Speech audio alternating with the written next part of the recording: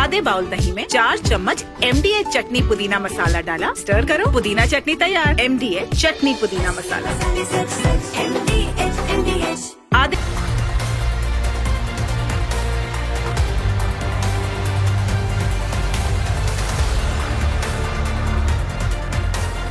नमस्कार दर्शकों, बहुत स्वागत है आपका। आपके साथ मैं हूं मृदुल शर्मा और आप देख रहे हैं न्यूज का एक्सरे। और आज आपको खबर दिखाऊंगा कोरोना की, कोविड-19 की। आपने देखा है वो लॉकडाउन का दौर दर्शकों, वो मास्क, सैनिटाइजर, लेकिन क्या फिर से कोरोना आ गया है? क्योंकि देश भर में मरीज हैं और एशिया में मरीजों की संख्या 50,000 के पार हो गई है। आज आपको पूरी एक्सरे रिपोर्ट दिखाऊंगा, देश भर से कैसी हमारी तैयारी है ये भी जानकारी दूंगा। इसके बाद आपको लेकर चलूंगा बांग्लादेश, जहां पर तख्ता पलट होने वाला है। बांग्लादेश में क्या एक बार फिर से हिंदू खतरे में आ जाएंगे? बताएंगे आज आपको एक एक जानकारी, लेकिन उससे पहले हेडलाइंस।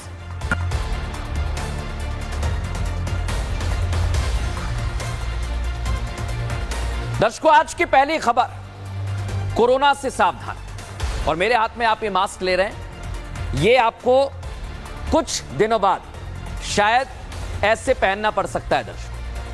मैंने ये मास्क पहना है सिर्फ इसलिए ताकि कोरोना से मैं सावधान रहूं, मैं अपना बचाव कर सकूं। लेकिन अब मैं आपको जानकारी दे रहा हूं, इसलिए ये मास्क मैं अपने पास ही रखूंगा दर्शकों, ये मेरे पास ही रहेगा। लेकिन मैं आज क्यों कह रहा हूं कि ये मास्क आपको फिर से पहन लेना चाहिए, इसके पीछे की वजह है दर्शकों। इसके पीछे की वजह पिछले 48 और 72 घंटे में सामने आई, जब हमने देखा कि दुनिया भर में कोविड-19 जो आया था वैसे ही मरीजों की संख्या बढ़ने लगी। हमें भी चिंता हुई, हमने 2 दिन इस पर चर्चा भी की। हमने ये भी देखा कि मरीज भारत में कैसे आ रहे हैं। तो एकाएक देखा गया दर्शकों कि भारत में कोरोना की दस्तक देखने को मिली है। भारत में कोरोना आ गया है दर्शकों। और जहां से मैं आपसे खड़े होकर बात कर रहा हूं, इसके आसपास कई सारे जिले ऐसे हैं जहां पर कोरोना के मरीज आ गए। और आज मैं आपको सिर्फ दर्शकों दिल्ली नहीं, नोएडा नहीं, उत्तर प्रदेश नहीं, गुजरात, मध्य प्रदेश और बाकी राज्यों में कोरोना की क्या स्थिति है इसको लेकर जानकारी देने वाला हूं। तो आज आप मेरे साथ थोड़ी देर रहिए, क्योंकि ये आपके काम की खबर है। और सबसे पहले आज आपको जानकारी दे रहा हूं दर्शकों, में आपको दिखाता हूं भारत में इस समय कैसी है कोरोना के मरीजों की संख्या। आइए आपको दिखाता हूं। कुल 312 मरीज दर्शकों, 312 मरीज। सबसे पहले बात केरल की। केरल में 95 है मरीजों की संख्या, ये बढ़ती जा रही है। तमिलनाडु में यह संख्या 66 पहुंच गई है। महाराष्ट्र में यह आंकड़ा 56 पहुंच गया है। गुजरात में 33 कोरोना पॉजिटिव पाए गए और दिल्ली में यह संख्या 23 हो गई। कर्नाटक में 16, पुडुचेरी में 10। सोचिए जरा, उत्तर प्रदेश में अभी दस्तक दे दी है और जैसा मैंने आपको बताया अभी संख्या 5 पहुंच गई है दर्शकों। राजस्थान में कोविड की दस्तक देखने को मिली है। सिक्किम में 1 मरीज आ गया है और पश्चिम बंगाल में भी 1 मरीज की पुष्टि हुई है। लेकिन चौंकाने वाली बात पता है क्या है दर्शकों? 312 अब तक पॉजिटिव हैं, लेकिन 2 की मौत हो गई है। पूरे देश में कोरोना की क्या स्थिति है दिखाता हूं आपको। क्या एक बार फिर मास्क वाला दौर लौटने वाला है? क्या एक बार फिर 2 गज की दूरी रखना शुरू होने वाला है? क्या एक बार फिर घरों में कैद होने की सुगबुगाहट है? भारत तो भारत, एशिया में कोरोना के तेजी से बढ़ते मामलों ने टेंशन बढ़ा दी है और सवाल यही पूछा जा रहा है कि एशियाई देशों में कोरोना फिर लौट आया है। सिंगापुर में 14,000 से ज्यादा मरीज हैं। थाईलैंड में यह आंकड़ा 33,000 के पार हो गया और हांगकांग में 1,000 से ज्यादा केस अब तक सामने आ चुके हैं। ये सवाल इसलिए उठ रहे हैं क्योंकि एक बार फिर देश में कोरोना ने दस्तक दे दी है, वो भी एक तो नहीं बल्कि 11 राज्यों में। और अब तक मामले 300 के पार जा चुके हैं और 2 लोगों की जान भी जा चुकी है। उत्तर प्रदेश में अब तक 4 केस सामने आए हैं। उत्तर प्रदेश के नोएडा में 55 साल की बुजुर्ग महिला में कोरोना के लक्षण मिले हैं, जिसके बाद बुजुर्ग के परिवार वालों का सैंपल भी लिया गया। एक केस गौतम बुद्ध नगर में RT-PCR द्वारा पॉजिटिव होने की पुष्टि की गई है। इसकी एक 14 तारीख को ट्रैवलिंग की हिस्ट्री है और ये इनसे भी बात हुई है। ये भी अभी पूर्णतः स्वस्थ है। गाजियाबाद में भी 4 संक्रमित मरीज पाए गए हैं, जिसके बाद 3 को होम आइसोलेशन में रखा गया है, तो वहीं 1 का प्राइवेट अस्पताल में इलाज चल रहा है। राज्य सरकारें ना घबराने की बात कह रही हैं और दूसरी तरफ तैयारियां भी तेज कर दी गई हैं। जिस तरह मामले बढ़ रहे हैं, सावधानी रखना बहुत जरूरी है। अब दर्शकों, आप सोच रहे होंगे कि कोविड के अलग अलग वेरिएंट आए, तो ये कौन सा वेरिएंट है? इसके बारे में सबसे पहले आइए आपको मैं जानकारी दे देता हूं। ये कोविड का JN.1 वेरिएंट है दर्शकों। ओमिक्रॉन के BA.2.86 का ही वेरिएंट है। वेरिएंट को पिरोला भी कहा जाता है। अगस्त 2023 में यह पहली बार मिला था दर्शकों, और इस वेरिएंट में करीब 30 म्यूटेशंस हैं और इम्यूनिटी को यह वेरिएंट कमजोर करता है। इसलिए आज मैं यहां पर आपको दर्शकों जानकारी देने आया हूं। जो लोग ये खबर सुनकर डर रहे हैं, वो बिल्कुल भी डरे ना, क्योंकि ये डरने की नहीं, सावधान रहने की जरूरत का समय है।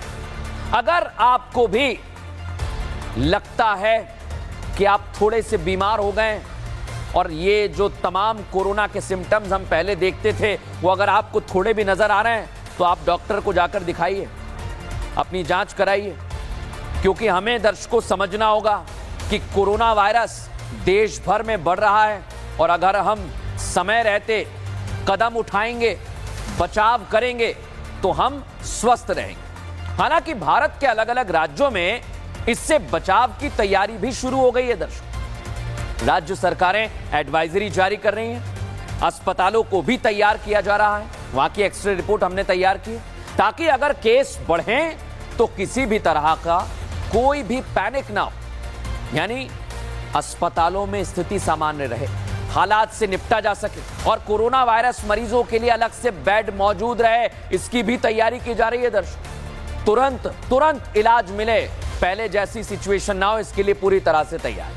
लेकिन आज मैं आपको बताता हूं दर्शकों, किस राज्य ने किस तरह की तैयारी अब तक की हुई है। आइए जरा आपको दिखाता हूं दिल्ली में क्या हो रहा है। अस्पताल पूरी तैयारी रखे, सरकार ने कह दिया है स्टाफ को फिर से ट्रेनिंग दी जाए। दिल्ली सरकार ने कहा है कोरोना मामले की रोज रिपोर्ट भेजें, कितने लोग आ रहे हैं, हेल्थ डेटा पोर्टल पर भी जानकारी दें, और इतना ही नहीं, जांच में अगर लापरवाही हो रही है तो उसको ध्यान दिया जाए, उसकी लापरवाही ना हो। सैंपल जांच के लिए ज्यादा से ज्यादा भेजे जाएं, और अस्पताल में जैसा मैंने शुरुआत में कहा दर्शकों, मास्क आप निकाल लीजिए, मास्क जरूरी कर दिया गया है दिल्ली में अस्पतालों में। और इधर उत्तर प्रदेश में मुख्यमंत्री योगी आदित्यनाथ 22 मई को मीटिंग ले चुके हैं। बढ़ते मामले के बीच मीटिंग ली है मुख्यमंत्री योगी आदित्यनाथ ने, और चिंता जाहिर की है उन्होंने। स्वास्थ्य महकमे को अलर्ट पर रखा है, क्योंकि उत्तर प्रदेश में कई सारे लोग ट्रैवल करके आते हैं। इधर साउथ में, आंध्र प्रदेश में क्या हो रहा है, कई जगह पर सभा और फंक्शंस, मीटिंग से बचें, ये कहा गया है सरकार की तरफ से। संवेदनशील इलाकों में मास्क पहने, कोरोना के लक्षण होने पर तुरंत टेस्ट कराएं, और हाथ समय पर धोएं, हर वक्त धोते रहें, हो सके तो सैनिटाइजर का इस्तेमाल भी करें। यानी जो बातें पहले कही जा रही थी, वो आपको एक बार फिर याद रहनी चाहिए। इसको लेकर एक्सपर्ट क्या कह रहे हैं, डॉक्टर्स क्या कह रहे हैं, सुनवाता हूं। ये एक वेरिएंट है ओमिक्रॉन वायरस का, जो इस समय एक्टिव हुआ है, जिसकी वजह से लोगों में इन्फेक्शन हो रहे हैं। तो बेसिक प्रिकॉशंस हमारे को लेने हैं, जैसे हमने हर बार लिए हैं। ये कोई बहुत सीरियस इन्फेक्शन नहीं है, बहुत ज़्यादा लोग इसमें ज़्यादा बीमार नहीं हो रहे हैं, हॉस्पिटल की ज़रूरत नहीं पड़ रही। It's not a very severe infection, it's a mild infection, and most of the people are getting better. बेशक दर्शक, इस वेरिएंट के लक्षण बहुत खतरनाक ना हो, लेकिन मौत हुई तो इसलिए हम आज आपको जानकारी दे रहे हैं। इसी वेरिएंट की जद में आए मुंबई के 2 लोगों की मौत हो गई है दर्शक, इसलिए यह चिंता का विषय है। इसलिए भारत में तेजी से फैल रहे कोरोना के इस वेरिएंट को हल्के में नहीं लेना चाहिए, सावधानी बरतनी चाहिए, बहुत जरूरी है। लेकिन दर्शकों, जब कोरोना वायरस 2020 में आया था, आपको याद है ना, कैसा कहर मचाया था, लॉकडाउन लग गया था, तब भी गर्मी के यही दिन थे, मार्च से मई का महीना था, आपको याद होगा, और गर्मियों में हालात बिगड़ते चले गए। इसलिए सवाल ये उठ रहा है कि बदलता मौसम आखिर कोरोना वायरस को कैसे बढ़ाने लगता है, क्योंकि इधर समय से पहले ही मॉनसून ने दस्तक दे दी है दर्शकों। केरल में मॉनसून आ चुका है, एकाएक गर्मी के बाद बारिश होना, यानी मौसम में बदलाव, और बीमारी आपको पकड़ेगी और इसी समय कोरोना के मामले बढ़ने लगते हैं। कोरोना एक या दो जगह पर नहीं, धीरे धीरे देश भर में अपने पैर पसारता जा रहा है। ये हमने आपको शुरुआत में दिखाया। लेकिन दर्शकों, आज आपको एक चीज और मैं बता दूं, क्योंकि लक्षण बहुत जरूरी हैं। जैसा डॉक्टर्स कह रहे थे, अगर आपको सिर में दर्द है तो तुरंत आप जांच कराइए। बुखार आ रहा है इसके साथ साथ तो आप डॉक्टर से संपर्क करिए, और इसके साथ सूखी खांसी चल रही है तो भी आप संपर्क करिए। आंखों में अगर जलन है तो तुरंत आप डॉक्टर से संपर्क करिए। और स्वाद और गंध ना आना भी एसिम्प्टोमेटिक है, यानी आप हो सकते हैं, तो ये आपको ख्याल रखना होगा। लेकिन दर्शकों, अब आप सोच रहे होंगे कि एकाएक ये कोरोना कैसे आ गया, कहां से आ गया। तो मैं आपको बता दूं, केवल भारत में नहीं, सिर्फ भारत में नहीं दर्शकों, पूरे एशिया की आज मैं आपके लिए रिपोर्ट लेकर आया हूं। और सिर्फ भारत में नहीं, कोरोना वायरस कई दूसरे देशों में भी लोगों को अपनी जद में ले रहा है। उदाहरण के तौर पर सिंगापुर, हांगकांग, थाईलैंड, यहां पर तेजी से लोग संक्रमित हो रहे हैं लोग। और कोरोना वायरस की फैक्ट्री जहां वुहान का, चाइना का वुहान है, वहां पर भी कोरोना को लेकर दहशत है दर्शकों। वहां कोरोना के मामले बढ़ने लगे हैं। वहां टेस्ट पॉजिटिविटी रेट 2 गुना हो गया है दर्शकों। और ये रिपोर्ट्स हैं, इसलिए आज आपको बता रहा हूं। थाईलैंड में अप्रैल में आयोजित सोंक्रान फेस्टिवल के बाद मामलों में उछाल आया। ऐसे में हांगकांग और सिंगापुर में लोगों को बूस्टर डोज लेने के लिए भी कहा जा रहा है। खासकर उनके संक्रमण को 6 महीने से ज्यादा बीत चुके हैं। यानी दर्शकों, देश हो या फिर विदेश, इतना साफ हो गया है कि कोरोना के मामले बढ़ रहे हैं। लेकिन मैं बार बार कह रहा हूं, डरना नहीं है, बल्कि सावधान रहना है। इसलिए आपसे बार बार कह रहा हूं, आप मास्क लगाते रहें, समय पर हाथ धोएं और लक्षण दिखे तो टेस्ट कराएं। लेकिन दर्शकों, अब मैं आपको बताता हूं अलग अलग राज्यों की सरकारें कंट्रोल करने के लिए क्या कर रही हैं। ये तो हमने आपको दिखा दिया है, लेकिन अब बहुत बड़ी बात है दर्शकों, इसे लेकर पूरी तरह से हम तैयार हो गए हैं। और क्या यहां पर तैयारी की जा रही है, रिपोर्ट दिखाते हैं। देश की राजधानी दिल्ली में कोरोना के मामलों में एकदम बढ़ोतरी देखी गई। सिर्फ दिल्ली में ही 20 से ज्यादा कोरोना पॉजिटिव केस हैं, जिसके बाद लोगों में डर दिखने लगा है। अलग अलग राज्यों में कोरोना के पेशेंट, कोरोना के मामले लगातार बढ़ रहे हैं। ऐसे में दिल्ली में भी कोरोना के कई पेशेंट देखे गए हैं। जिस तरीके से हमने पिछले बार कोरोना में सीखा कि प्रिकॉशंस लेना है, डॉक्टरों की तरफ से लगातार ये कहा जा रहा है कि प्रिकॉशंस को फॉलो करें और गाइडलाइंस जो जारी की गई है उसको फॉलो करें। कोरोना के मामले सामने आने के बाद दिल्ली के स्वास्थ्य मंत्री पंकज कुमार सिंह ने स्वास्थ्य विभाग के अधिकारियों के साथ मौजूदा स्थिति की समीक्षा की। सरकार ने सभी सरकारी और निजी अस्पतालों के लिए दिशा निर्देश जारी कर अलर्ट किया है। इसके तहत अस्पतालों को जांच और निगरानी बढ़ाने के निर्देश दिए गए हैं। हमारे सारे मेडिकल सुपरिटेंडेंट से बात हो रही है, डॉक्टर्स की सारी टीमों से बात हो रही है। किसी को पैनिक होने की इसमें जरूरत नहीं है। हमारे हॉस्पिटल्स सब चीज के साथ विद ऑक्सीजन, ऑक्सीमीटर के साथ तैयार है। कोविड के बढ़ते मामले को देखते हुए राज्य सरकार अलर्ट पर है। दिल्ली के स्वास्थ्य विभाग ने एहतियात बरतते हुए एडवाइजरी भी जारी कर दी है। सभी अस्पतालों को बेड, दवा और ऑक्सीजन की व्यवस्था चाक चौबंद रखने के लिए कहा गया है। साथ ही पर्याप्त मात्रा में ventilator, oxygen mask, oxygen plant तैयार रखने के निर्देश दिए गए। हमारे जो इंटरनल कमेटी है हॉस्पिटल की तरफ से, जो एडमिनिस्ट्रेशन है, वो मतलब कि मीटिंग्स उनकी हो रही है और उनमें हम लोग ये देख रहे हैं कि हमारे पास कितने वेंटिलेटर्स है, कितने खाली बेड हैं और हमारे पास कितने पॉजिटिव पेशेंट्स हैं। सरकार ने अस्पतालों को तो अलर्ट पर रहने के निर्देश दिए हैं, लेकिन लोगों को सावधानी खुद बरतनी पड़ेगी, क्योंकि 2 गज की दूरी और मास्क है जरूरी। दर्शकों, खबरों में आगे बढ़ेंगे। इस बीच बड़ी खबर मेरे पास आ रही है जम्मू कश्मीर से, जहां पुंछ में पाकिस्तानी सेना के गोले डिफ्यूज कर दिए गए। सुरक्षा बलों ने 3 विस्फोटक गोलों को डिफ्यूज किया है। पाकिस्तानी सेना ने पुंछ में फायर किया था और गिरने के बाद ये फटे नहीं। हम तो शुरू से कह रहे हैं पाकिस्तान के हथियार घुसे हैं। देखिए जरा, एमएन सुनाइए इसका।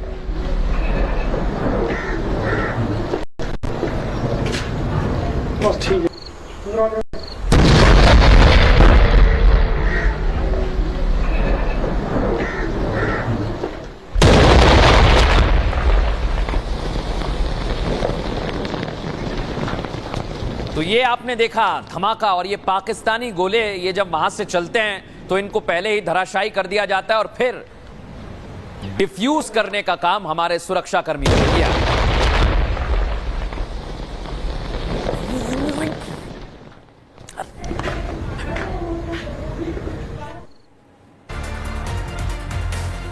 और आगे बढ़ेंगे दर्शकों, आज आपको बताते हैं बांग्लादेश में इस समय हड़कंप मचा हुआ है और खबर तो यह है कि मोहम्मद यूनुस का खेल खत्म होने वाला है और इनकी आर्मी ही इनके सामने खड़ी हो गई है। दर्शकों, पूरी एक्सप्रे रिपोर्ट आज हमने आपके लिए तैयार की है। दर्शकों, आपको याद है ना, बांग्लादेश में मोहम्मद यूनुस तख्ता पलट हो गया था, शेख हसीना को रातों रात छोड़ना पड़ा बांग्लादेश और आज करीब 9 महीने हो गए। दर्शकों, शेख हसीना सरकार का तख्ता पलट हुआ था और आज वही मोहम्मद यूनुस के साथ होता दिखाई दे रहा है।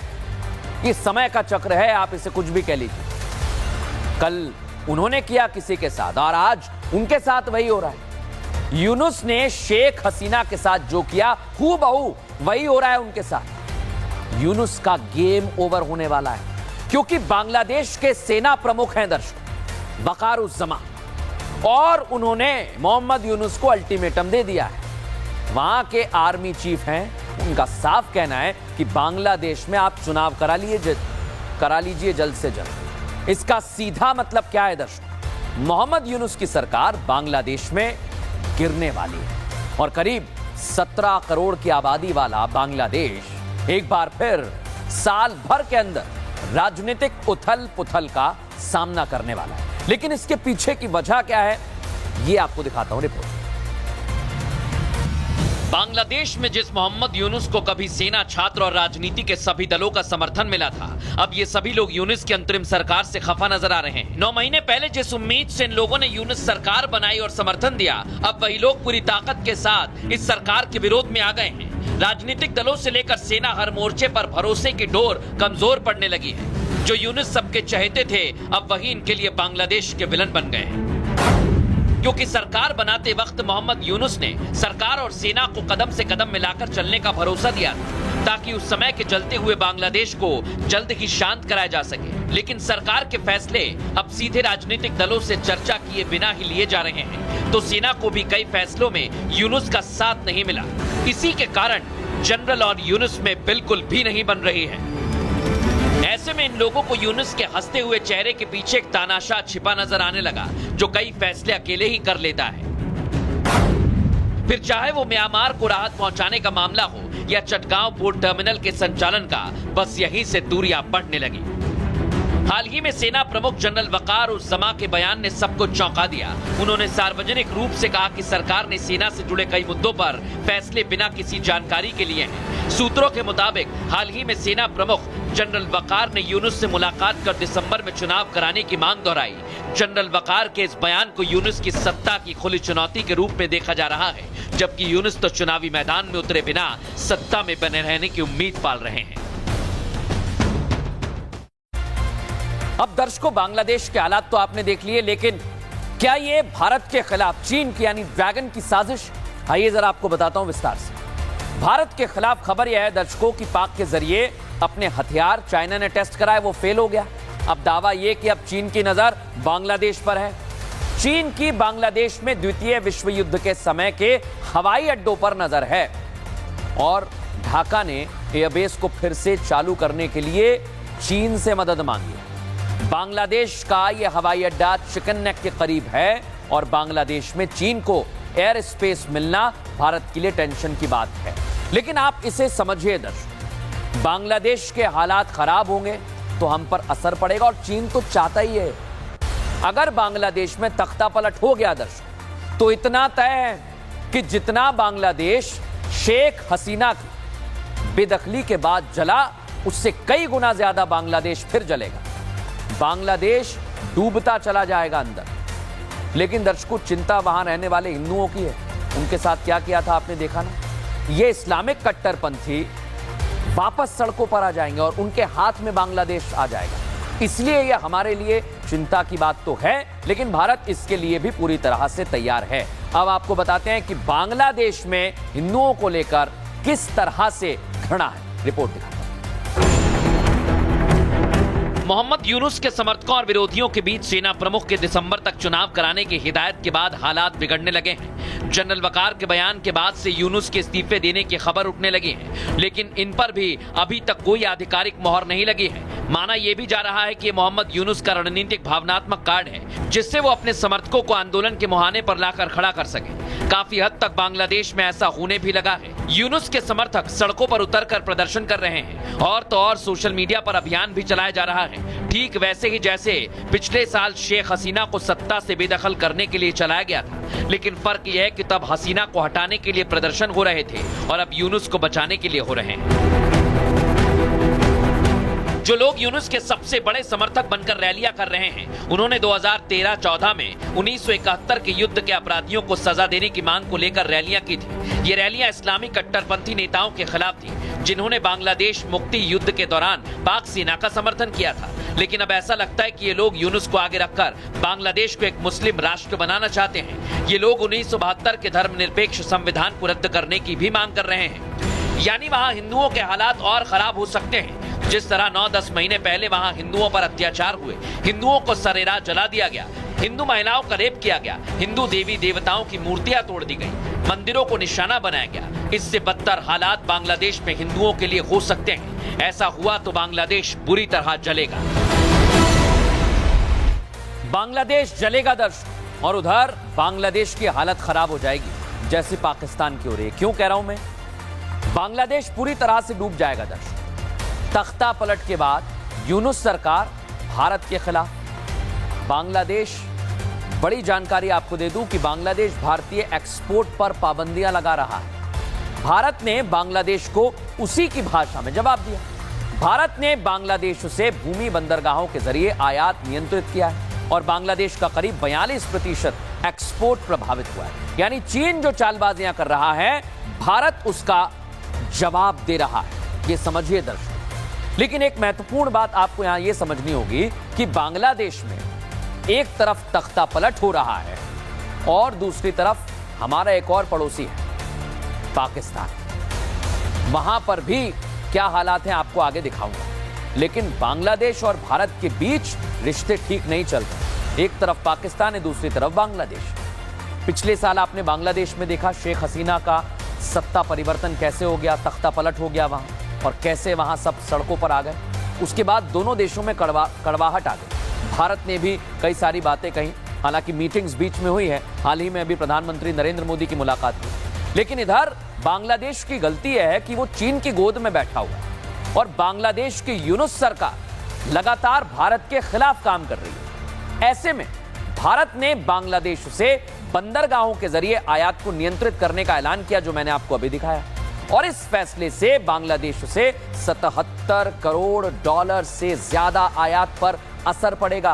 बांग्लादेश फिर से कमजोर होगा और अब केवल कोलकाता और मुंबई पोर्ट के रेडीमेड कपड़े ही भेजे जा सकते हैं। बाकी जगह पर भारत ने पाबंदी लगाई। लेकिन दर्शकों, आप समझिए, भारत से दुश्मनी लेना बहुत महंगा पड़ेगा, चाहे वो बांग्लादेश हो या फिर पाकिस्तान हो दर्शकों। क्योंकि एक तरफ हमने पाकिस्तान के साथ क्या किया, सिंधु जल समझौता रद्द किया, ऑपरेशन सिंदूर अभी जारी है, आतंकियों को ठिकाने लगाया, एयरबेस तबाह कर दिए। अब पाकिस्तान बिलबिला रहा है पानी के लिए, कह रहा है कि भाई पानी नहीं आएगा तो यहां क्या करेंगे हम लोग। और इधर बांग्लादेश में हमने क्या किया, ये चीन की गोद में जाकर बैठा।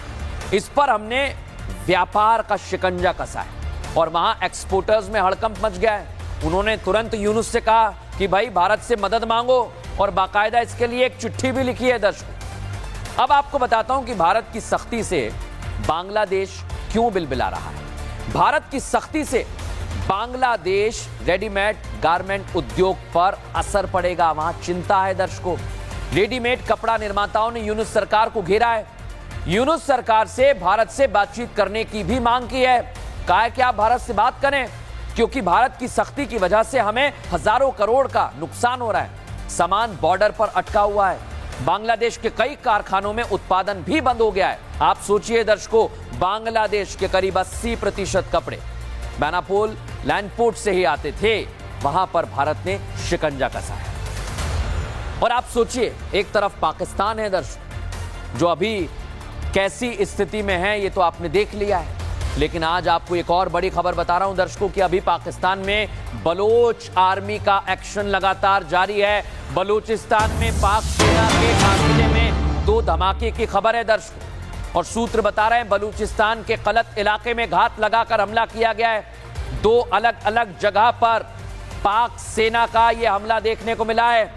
ये बड़ी जानकारी हमारे पास है दर्शकों, और धमाकों में कुछ पाकिस्तानी जवानों के मारे जाने की खबर है। लेकिन बलूचिस्तान कैसे पाक को घेर रहा है दिखाते हैं।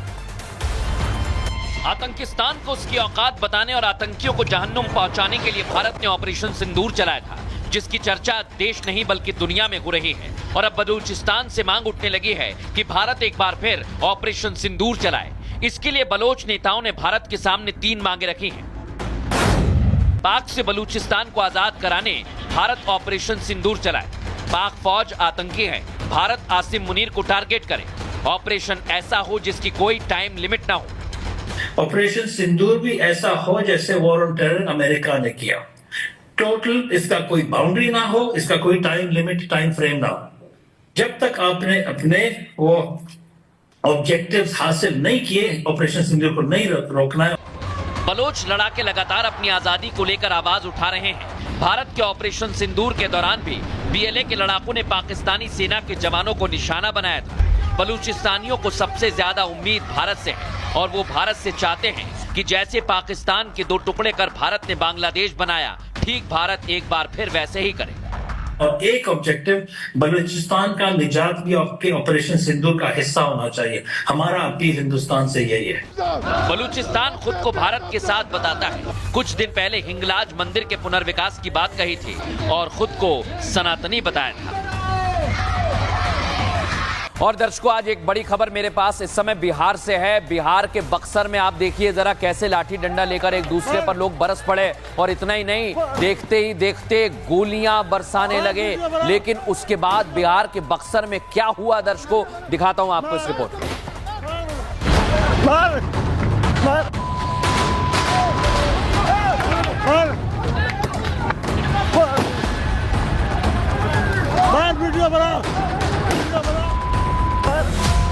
बालू गिट्टी पर संग्राम, खूनी अंजाम।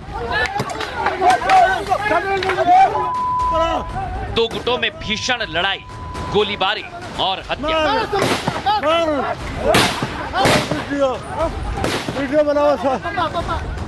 ये बिहार के बक्सर का अहियापुर गांव है, जहां सुबह सुबह 2 पक्षों के बीच बालू गिराने को लेकर पहले तो बहस हुई, फिर ये बहस मारपीट में बदल गई और लाठी डंडे तक चल गए।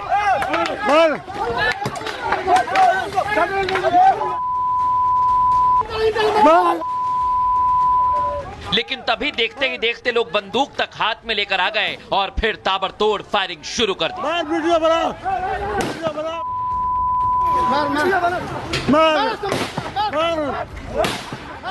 सुबह करीब 5 से 6 बजे के बीच हथियार से लैस इन अपराधियों ने एक ही परिवार के लोगों को निशाना बनाया और अंधाधुंध फायरिंग की।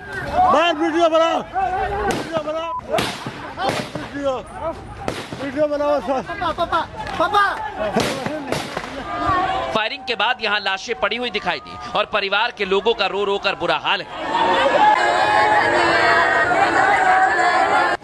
वारदात को अंजाम देने के बाद से हत्या करने वाले बदमाश फरार हैं, जिनकी तलाश में पुलिस चप्पा चप्पा खंगाल रही है। आज सुबह लगभग 5:15 के आसपास की वारदात बताई जा रही है, जिसमें कि 2 गाड़ियों में अपराधकर्मी जो आए और जो वहाँ पे ग्रामीण लोग जो जिस तरह से बताए हैं, वहाँ पर जो भी पीड़ित पक्ष के लोग थे वो वहाँ पर बैठे थे एक चबूतरे के ऊपर, तो वहीं पर ही उनके ऊपर ताबड़तोड़ फायरिंग कर दी, जिसमें कि कुछ लोग जो हैं गंभीर रूप से घायल भी हुए। 2 लोगों की जो है मौके पर ही मृत्यु हुई। घटना के बाद से गांव में तनाव का माहौल है। गांव में सुरक्षा व्यवस्था सख्त कर दी गई है। वहीं पीड़ित परिवार इंसाफ की गुहार लगा रहा है और पुलिस ने भरोसा दिया है कि आरोपी जल्द गिरफ्त में होंगे।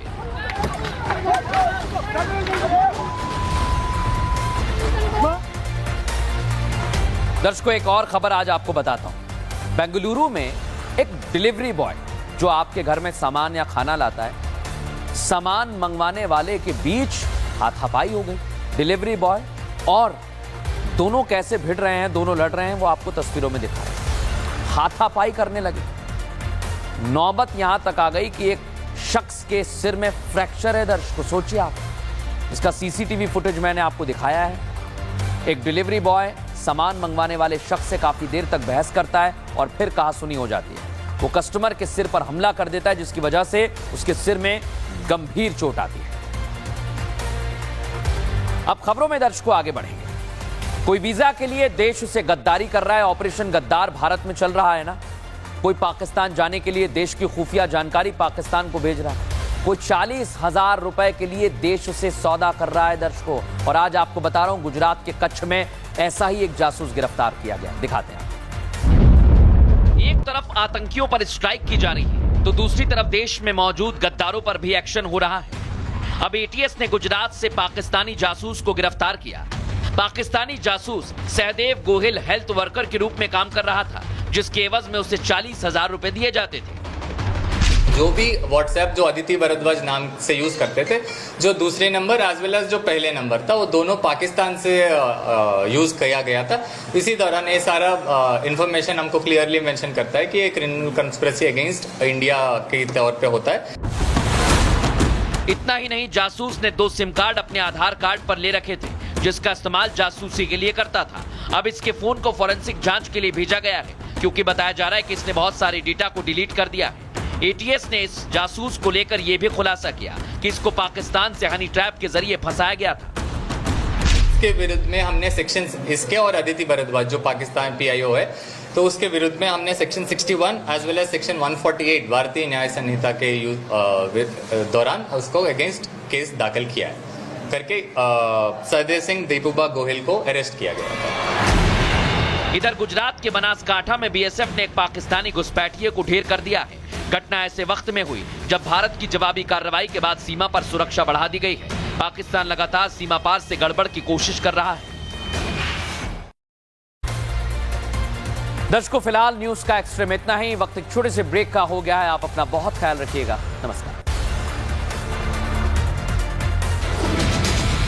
ये है सीक्रेट का जीरा सिर्फ जल जीरा मसाला। जीरा सिर्फ